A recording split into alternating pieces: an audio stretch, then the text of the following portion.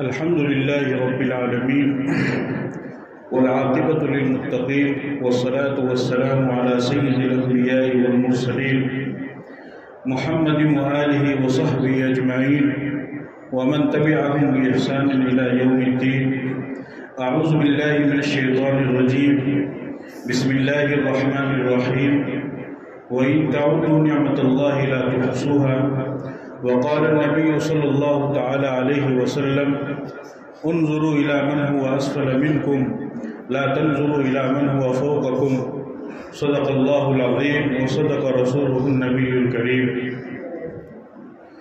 میرے محترم بزرگوں اور دوستوں اور عزیز ساتھیوں، قرآن کریم کی ایک آیت میں نے آپ حضرات کے سامنے تلاوت کی ہے، جس میں اللہ رب العزت نے انسانوں کو اپنی ایک خاص کرم، خاص فضل کی طرف متوجہ فرمایا ہے اور فرمایا وَإِن تَعُدُّوا نِعْمَةَ اللَّهِ لَا تُحْصُوهَا، کہ میرے بندو، میں نے تمہارے اوپر اتنی نعمتیں برسائی ہیں،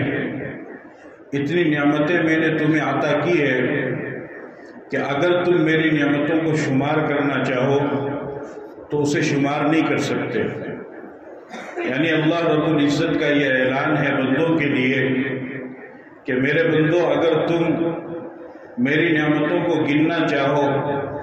تو تمہاری زندگیاں ختم ہو سکتی ہے، یہ دنیا کی زندگی ناکافی ہو سکتی ہے، تمہاری عمریں ختم ہو جائیں گی، لیکن تم میری نعمتوں کو نہ شمار کر سکتے ہو، نہ اسے گن سکتے ہو، اور نہ ہی تم اسے کسی احاطے میں لا سکتے ہو. اور یہ حقیقت ہے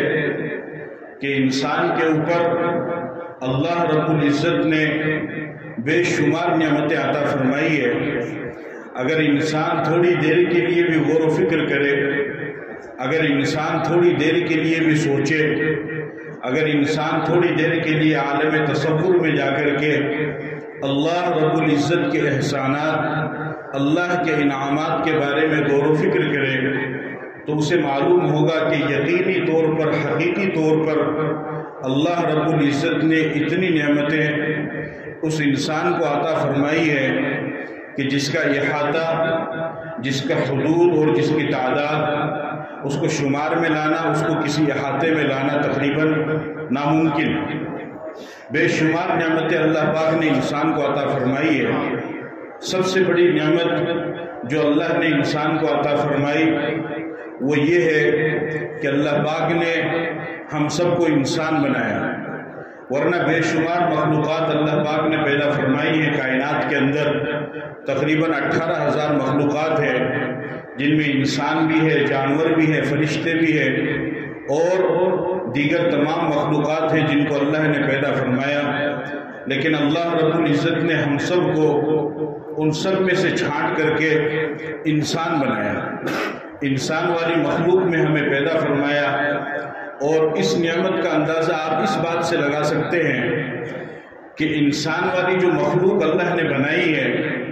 یہ مخلوق دیگر جتنی بھی مخلوقات ہیں ان تمام مخلوقات سے زیادہ فوقیت رکھتی ہے، اہمیت رکھتی ہے، فضیلت رکھتی ہے، خاصیت رکھتی ہے. حالانکہ ان مخلوقات میں ایسی مخلوق بھی شامل ہے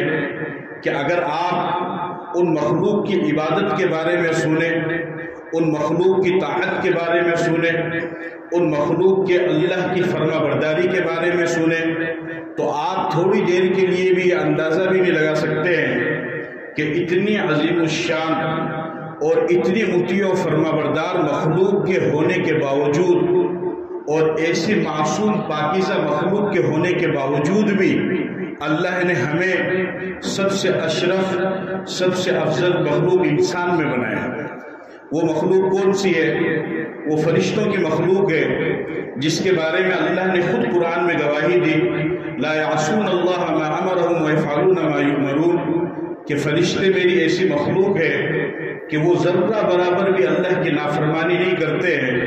پلک جھپکنے کے برابر بھی وہ اللہ کی نافرمانی نہیں کرتے ہیں. جس چیز کا اللہ نے ان کو حکم دیا ہے وہ من و عام سر تسلیم خم کرتے ہوئے اللہ کے اس حکم کو پورا کرتے ہیں اور ذرہ برابر بھی وہ نافرمانی نہیں کرتے ہیں، ایسی عظیم الشان مطیع و فرما بردار اور معصوم اور پاکیزہ مخلوق کے ہونے کے باوجود بھی اللہ نے ہمیں انسان والی مخلوق میں پیدا فرمایا،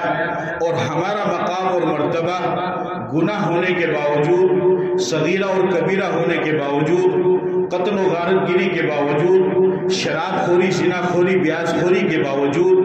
ماں باپ کی نافرمانی کے باوجود، نمازوں کے چھوڑنے کے باوجود، روزوں کے چھوڑنے کے باوجود، اور تمام فرائض کو پامال کرنے کے باوجود، اور تمام گناہوں کے اندر ملوث ہونے کے باوجود، اللہ کی نافرمانی کے باوجود بھی اللہ پاک نے ہم انسانوں کو اس عظیم الشان معصوم اور پاکیزہ مخلوق سے زیادہ مقام عطا فرمایا۔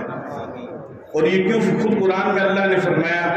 وَلَقَدْ كَرَّمْنَا بَنِي آدَمَ، کہ جتنی بھی مخلوقات ہم نے بنائی ہے ان تمام مخلوقات میں سب سے زیادہ عزت ہم نے بنی آدم کو دی، یعنی انسان کو دی۔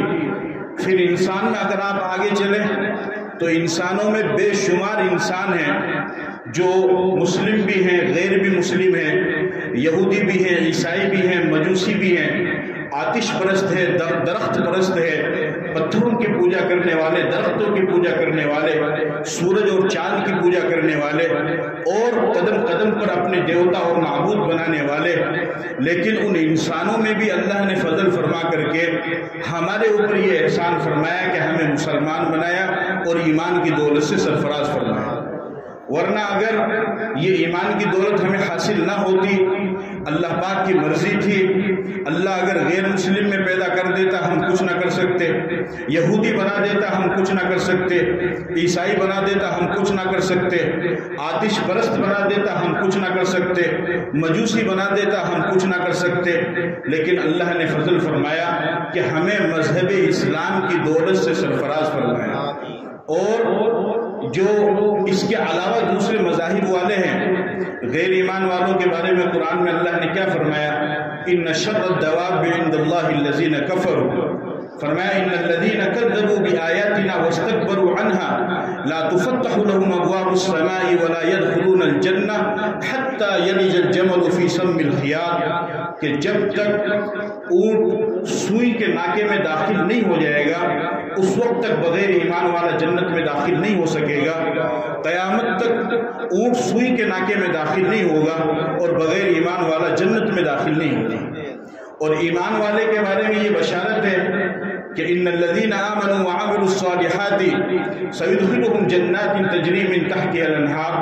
کہ جن لوگوں کو اللہ نے ایمان دیا اور نیک اعمال کیے، اگر وہ اپنے ایمان پر قائم رہے اور نیک اعمال کرتے رہے اور ایمان کے ساتھ، کلمے کے ساتھ دنیا سے چلے گئے، تو پیغمبر کی بشارت ہے من کان آخر کلامہ لا الہ الا اللہ دخل الجنہ، کہ جس شخص کا آخری کلام لا الہ الا اللہ ہوگا اللہ تعالیٰ اس ایمان والے کو جنت میں داخل فرما دے گا۔ تو انسان بنایا اور پھر اس کے بعد میں مسلمان بنایا، اور مسلمان کے بعد جب تیسرے نمبر پر آپ آئیں گے تو پھر ہمیں امت محمدیہ صلی اللہ علیہ وسلم میں پیدا فرمایا۔ ورنہ دوسرے جتنی بھی امتیں گزری ہیں، پیغمبر گزرے ہیں، ان پیغمبروں کی امت میں بھی ہمیں پیدا فرما دیتا۔ حضرت موسیٰ علیہ السلام کی امت ہے، حضرت عیسیٰ علیہ السلام کی امت ہے، اور ابتدا میں نوح علیہ السلام کی امت ہے۔ بے شمار انبیاء دنیا کے اندر تشریف لائے، ان کی امتیں بنی، اگرچہ ان کی تعداد کم تھی، کسی کا ایک امتی بنا، کسی کے 10 بنے، 20 بنے، 1000 بنے، 2000 بنے، لیکن ہمیں اللہ پاک نے اس نبی کا امتی بنایا کہ جو تمام نبیوں کا سردار ہے، صرف انسانوں کا نہیں، جو تمام نبیوں کا سردار ہے، جو سید الانبیاء ہے۔ قیامت کے دن جنت کی چابی میرے نبی کے ہاتھ میں ہوگی، اور جب تک میرا نبی جنت میں داخل نہ ہو جائے دوسرا کوئی نبی جنت میں نہیں جا سکتا ہے۔ فرمایا ان الجنت حرمت علی الانبیاء حتی ادخلها، کہ جب تک قیامت کے دن میں جنت میں داخل نہ ہو جاؤں دوسرا کوئی نبی جنت میں نہیں جا سکتا ہے۔ اس سے اگلی بشارت بھی سنو، فرمایا وَإِنَّهَا لَمُحَرَّمَةٌ عَلَى الْأُمَمِ حَتَّى تَدْخُلَهَا أُمَّتِي، جب تک میری امت جنت میں داخل نہ ہو جائے دوسری امت جنت میں نہیں جا سکتی۔ اتنا بڑا مقام اللہ نے عطا فرمایا۔ اذان میں جب کلمات کہے جاتے ہیں، اذان کے اشہد ان لا الہ الا اللہ توحید کا اقرار کیا جاتا ہے، تو اللہ نے اپنے محبوب کا فوراً ذکر فرمایا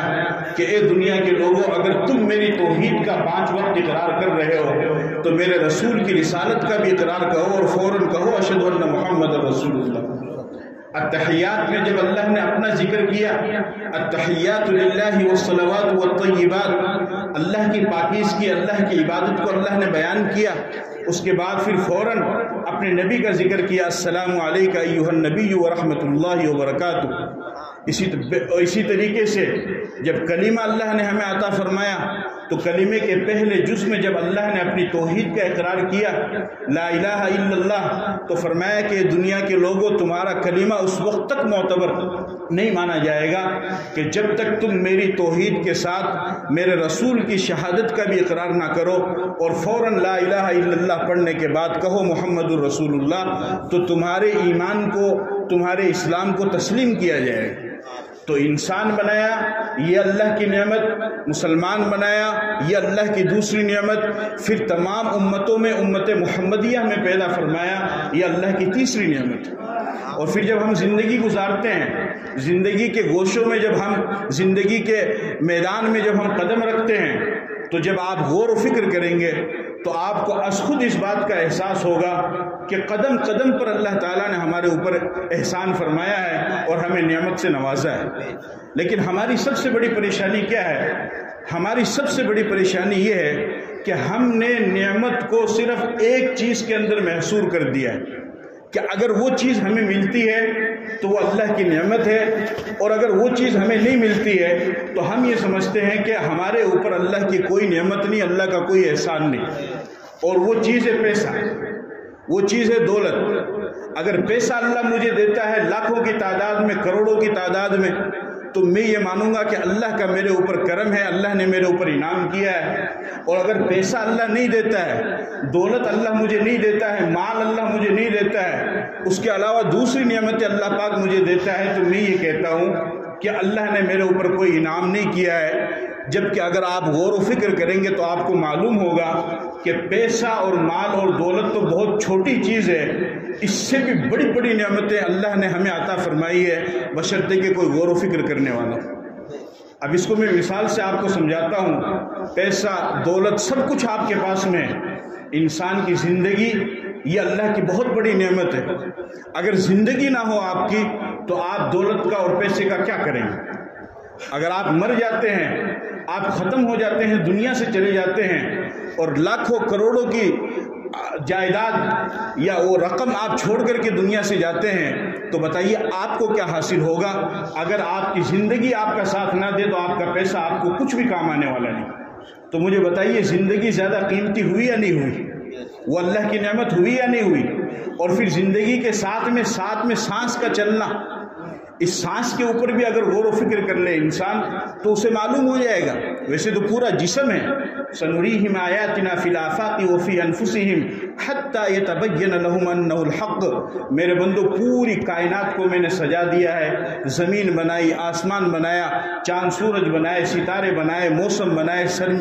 سرما کے گرما کے، اور تمام چیزوں کو میں نے سجا دیا ہے۔ ایک ایک چیز کے اوپر جب تو غور و فکر کرے گا تو میری قدرت کی نشانیاں تجھے نظر آئیں گی، اور اگر تجھے اس کا موقع نہ ملے تو اپنے جسم پہ تو غور کر لینا۔ تو اپنے جسم پر جب غور و فکر کرے گا تو اس وقت بھی تجھے میری قدرت کی نشانیاں نظر آئیں گی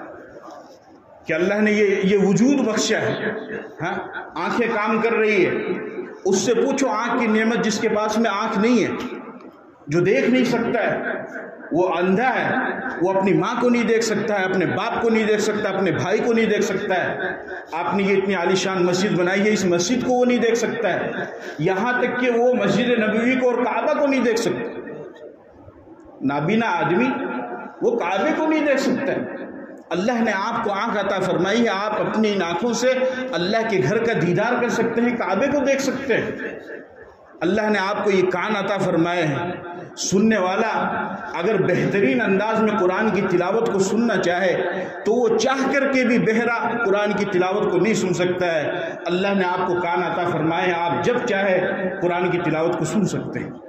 کتنے لوگ ایسے ہیں کہ ان کے منہ کے اندر زبان ہے لیکن قوت گویائی نہیں ہے، بولنے کی طاقت نہیں ہے، بولنا بھی چاہتے ہیں، اپنے معافی ضمیر کو ادا کرنا چاہتے ہیں، اپنی بات کو لوگوں کو سمجھانا چاہتے ہیں، بتانا چاہتے ہیں، لیکن وہ گنگا آدمی اشارے سے کر رہا ہے، بار بار سمجھا رہا ہے، 10 بار سمجھا رہا ہے، سامنے والا نہیں سمجھ پا رہا ہے۔ اس کے دل کے اندر یہ بات آ رہی کہ کاش میری زبان میں بولنے کی طاقت ہوتی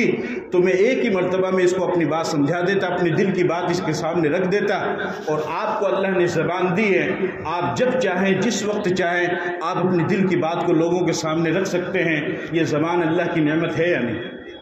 اللہ نے آپ کو ہاتھ دیے ہیں، اللہ نے آپ کو پاؤں دیے ہیں، آپ ہاتھوں سے پکڑ رہے ہیں، پاؤں سے چل رہے ہیں۔ اللہ نے آپ کو دل دیا ہے جو کام کر رہا ہے برابر، اللہ نے آپ کو دماغ دیا ہے، دماغ آپ کا کام کر رہا ہے، آپ حلال اور حرام کی تمیز کر رہے ہیں، اچھے اور برے کی تمیز کر رہے ہیں، حق اور باطل کی تمیز کر رہے ہیں، صحیح اور غلط کی تمیز کر رہے ہیں۔ تو یہ کس بنیاد پر؟ چونکہ آپ کا دماغ صحیح کام کر رہا ہے۔ اگر خدا نخواستہ یہ دماغ صحیح کام نہ کرے تو آپ پاگل ہو جائیں گے، اور پاگل ہونے کی صورت میں آپ خود اندازہ لگائیے،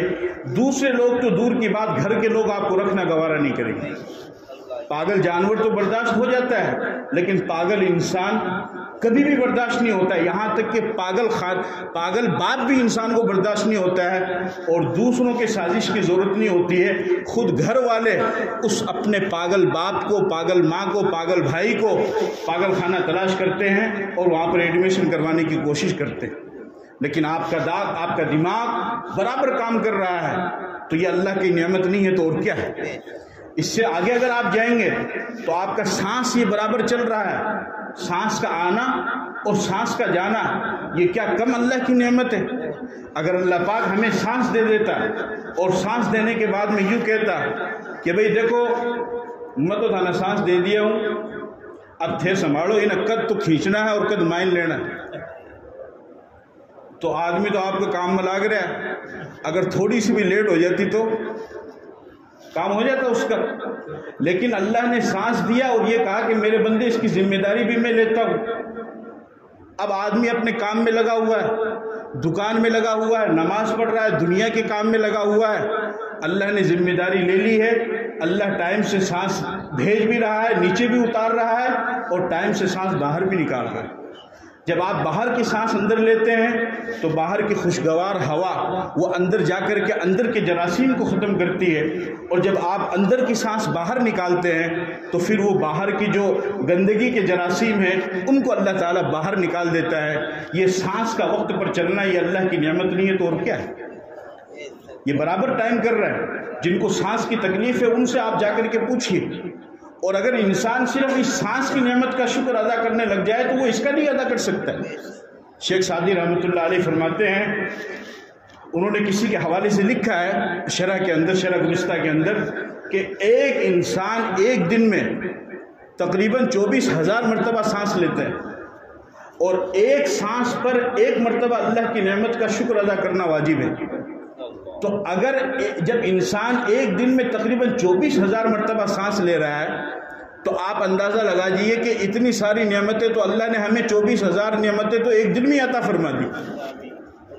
24,000 نعمتیں تو ایک دن میں اللہ نے ہمیں عطا فرما دی، باقی نعمتیں تو اس کے علاوہ ہیں۔ تو بے شمار نعمتیں اللہ پاک نے انسان کو عطا فرمائی ہے۔ میرے عزیزو، صرف پیسہ اور دولت اور مال نعمت نہیں ہے، آپ کی صحت، آپ کی زندگی، یہ تمام چیزیں نعمت ہیں۔ آپ کو اگر زندگی کی قیمت معلوم کرنا ہو تو قبرستان کا چکر لگاؤ، وہاں پر جا کر کے دیکھو کہ ایسے لوگ جو طاقت میں، دولت میں، حکومت میں، صدارت میں، وزارت میں، عہدے میں آپ سے زیادہ ہیں، لیکن ان کے پاس زندگی نہیں ہے، وہ موت کی نیند میں سوئے ہوئے ہیں۔ قبرستان کا چکر لگانے سے آپ کو معلوم ہوگا کہ زندگی اللہ کی کتنی بڑی نعمت ہے۔ اگر آپ کو آزادی کی قیمت معلوم کرنا ہے تو آپ کبھی جا کر کے تھانوں کا اور جیل کا چکر لگاؤ کہ ان کے پاس آپ سے زیادہ دولت ہے، آپ سے زیادہ عہدہ ہے، سب کچھ چیزیں ان کے پاس میں موجود ہے، لیکن آپ کی طرح آزاد ہو کر نہ وہ اپنے گھر میں آ سکتے ہیں، نہ بازار میں جا سکتے ہیں، نہ آزاد زندگی گزار سکتے ہیں، وہ اس دیوار کے اندر، کوٹری کے اندر قید پڑے ہوئے ہیں۔ جیل کا جب آپ چکر لگا کر کے آؤ گے تو آپ کو معلوم ہوگا کہ اللہ نے جو ہمیں آزادی دی ہے یہ کتنی بڑی نعمت ہے۔ اور اگر اسی طریقے سے صحت جو اللہ نے آپ کو عطا فرمائی ہے، اس صحت کے نعمت کا اندازہ اگر آپ کو لگانا ہے تو کبھی ہاسپٹل کا جا کر کے چکر لگاؤ۔ آپ سے زیادہ دولت اور پیسے والے وہاں پر بیڈ کے اوپر پڑے ہوئے ہیں اور وہ آپ کی طرح نہ گھوم سکتے ہیں، نہ پھر سکتے ہیں، نہ اپنی ضروریات کو پورا کر سکتے ہیں۔ اللہ نے آپ کو صحت دی، آپ اپنی مرضی سے کہیں بھی آ جا سکتے ہیں۔ صحت کی نعمت کا اندازہ لگاؤ، تو لگانا ہو تو ہاسپٹل جاؤ، وہاں پر آپ کو معلوم ہوگا کہ صحت یہ اللہ کی کتنی بڑی نعمت ہے۔ تو میرے عزیزوں، صرف روپیہ پیسہ عزت نعمت نہیں ہے، آپ کا صحت، آپ کی آزادی اور آپ کا وقت پر سارا کام ہو جانا، وقت پر کھانا مل جانا اور کھا لینا، وقت پر نیند کا آ جانا، اولاد کا ہو جانا، نوجوانوں کے لیے رشتے کا مل جانا، بچی کے لیے لڑکا مل جانا، اور شادی کے بعد میں پھر اولاد کا ہو جانا، اولاد کا جاب پر لگ جانا، نوکری کے اوپر لگ جانا، اولاد کی اچھی روٹی روزی کمانے کے اوپر لگ جانا، یہ ساری چیزیں اللہ کی نعمت ہے، یہ سب چیزیں اللہ کی نعمت ہے۔ اگر آپ غور و فکر کریں گے اور اس کا احساس آپ کو اس وقت ہوگا کہ اگر تھوڑی دیر کے لیے بھی اللہ پاک نے ان میں سے کوئی ایک نعمت بھی اگر آپ سے چھین لی تو اس وقت آپ کو محسوس ہوگا۔ اس لیے قدم قدم پر، گوشے گوشے پر، لمحہ لمحہ، پل پل، سیکنڈ سیکنڈ، ہر وقت اللہ کا شکر ادا کرو۔ اللہ کا شکر ادا کرنے والا انسان اللہ کو پسند ہوتا ہے، اور ناشکرہ انسان اللہ کو پسند نہیں ہوتا ہے۔ اور شکر کی عادت آپ کے دل میں کیسے پڑے گی، اس کا بھی طریقہ حدیث میں پیغمبر نے بیان فرمایا ہے، جو میں نے خطبے میں پڑھی کہ شکر کی عادت، آپ نے ابن ماجہ کی روایت ہے، آپ نے فرمایا انظروا الی من هو اسفل منکم لا تنظروا الی من هو فوقکم، کہ شکر کی عادت آپ کے دل میں اس وقت آئے گی کہ جب آپ اپنے سے نیچے والوں کو دیکھو، جب آپ اپنے سے نیچے والے کو دیکھیں گے تو آپ کے دل میں شکر کی عادت پیدا ہوگی، اور اگر آپ اپنے سے اوپر والوں کو دیکھیں گے تو پھر آپ کے دل میں ناشکری آئے گی۔ آپ کے پاس سائیکل ہے تو آپ اس کو مت دیکھو جس کے پاس میں موٹر سائیکل ہے۔ اگر آپ موٹر سائیکل والے کو دیکھو گے تو آپ کے دل میں یہ آئے گا کہ اللہ پاک نے تو موٹر سائیکل دی، تو سائیکل ہی دی ہے، تو ناشکری آئے گی۔ آپ اس شخص کو دیکھو گے جس کے پاس میں سائیکل بھی نہیں ہے، آپ کے دل میں شکر آئے گا کہ میرے پڑوسی کے پاس تو سائیکل بھی نہیں، میرے پاس کم سے کم سائیکل۔ آپ کے پاس میں اگر موٹر سائیکل ہے، آپ سائیکل والے کو دیکھو، فور ویلر والے کو مت دیکھو۔ فور ویلر والے کو دیکھو گے تو آپ کے دل میں ناشکری آئے گی۔ اور اگر آپ کے پاس کچھ بھی نہیں ہے تو پھر آپ اس صورت میں بھی سائیکل والے کو بھی مت دیکھو، آپ اس بات پر اللہ کا شکر ادا کرو کہ اللہ پاک نے مجھے چلنے کے لیے 2 پاؤں دیے ہیں، اور کتنے لوگ تو ایسے ہیں کہ ان کے پاس میں پاؤں بھی نہیں، کہ میں اپنے پاؤں سے تو چل رہا ہوں، سائیکل نہیں میرے پاس میں لیکن میں اپنے پاؤں سے تو چل رہا ہوں۔ شیخ سعدی رحمۃ اللہ علیہ بہت بڑے بزرگ گزرے، ان کی کتابیں مدرسوں میں پڑھائی جاتی ہے، اس میں حضرت نے ایک واقعہ لکھا کہ میرے اوپر ایک زمانہ ایسا آیا کہ میں نے یہ سوچا کہ اب میرے اوپر اتنی تنگدستی، فقیری، غریبی آ گئی ہے کہ میں اگر اللہ کی ناشکری کروں تو ناشکری کر سکتا ہوں، یعنی میرے لیے جائز ہے، کیونکہ اتنی تنگدستی ان کے اوپر آ گئی تھی۔ کیسی تنگدستی آئی؟ فرماتے ہیں کہ میرے پاس پہننے کے لیے چپل بھی نہیں تھی، تو میں نے سوچا کہ اب ناشکری کروں کہ اللہ یہ کیا، میرے پاس چپل بھی نہیں ہے۔ فرماتے ہیں کہ یہی بات سوچ کر کے میں دمشق کی جامع مسجد میں جمعے کی نماز پڑھنے کے لیے گیا، تو میں نے وہاں پر دیکھا کہ ایک نمازی نماز پڑھنے کے لیے آیا ہوا ہے اور اس کے دونوں پاؤں ہی نہیں۔ میں نے اللہ کا شکر ادا کیا کہ اللہ تو نے مجھے چپل نہیں دی، تیرے اس بندے کے پاس تو پاؤں بھی نہیں۔ تو جب تک آپ اپنے سے نیچے والے کو نہیں دیکھو گے تو اس وقت تک آپ کے دل میں شکر پیدا نہیں ہوگا۔ اور ناشکری کے بارے میں اللہ نے بھی شکایت کی اور شیطان نے بھی کہا، شیطان نے کہا میں تو ان کو گمراہ کروں گا، بہکاؤں گا، کیونکہ میں تو مردود ہو گیا ہوں۔ لَأَقْعُدَنَّ لَهُمْ صِرَاطَكَ الْمُسْتَقِيمَ، چوکڑی ڈال کر کے بیٹھوں گا۔ ثُمَّ لَآتِيَنَّهُم مِّن بَيْنِ أَيْدِيهِمْ وَمِنْ خَلْفِهِمْ وَعَنْ أَيْمَانِهِمْ وَعَنْ شَمَائِلِهِمْ، آگے سے بھی بہکاؤں گا، پیچھے سے بہکاؤں گا، ادھر سے بہکاؤں گا، ادھر سے بہکاؤں گا۔ اور پھر شیطان نے ایک بات اور کہی، وَلَا تَجِدُ أَكْثَرَهُمْ شَاكِرِينَ، کہ خدا دیکھ لینا تیرے اکثر بندے ناشکرے ملیں گے۔ اور پھر آگے چل کر کے اللہ نے فرمایا وَقَلِيلٌ مِّنْ عِبَادِيَ الشَّكُورُ، میرے بہت سارے بندے تو ناشکر ہیں۔ اس لیے شکر کا ایک فائدہ اور ہے लइन शकरतुम लअज़ीदन्नकुम व लइन कफरतुम इन्न अज़ाबी लशदीद, कि अगर तुम शुक्र अदा करोगे तो अल्लाह पाक फरमाते हैं कि मैं नियमतों में इजाफा करूँगा। आपके पास 1 लाख रुपए है, आप कहो अल्हम्दुलिल्लाह, अल्लाह पाक उसको बढ़ा करके देंगे। आपके पास 1 दुकान है, आप कहो अल्हम्दुलिल्लाह, अल्लाह दूसरी दुकान देगा। आपके पास 1 प्लाट है, कहो अल्हम्दुलिल्लाह, अल्लाह दूसरा प्लाट देगा।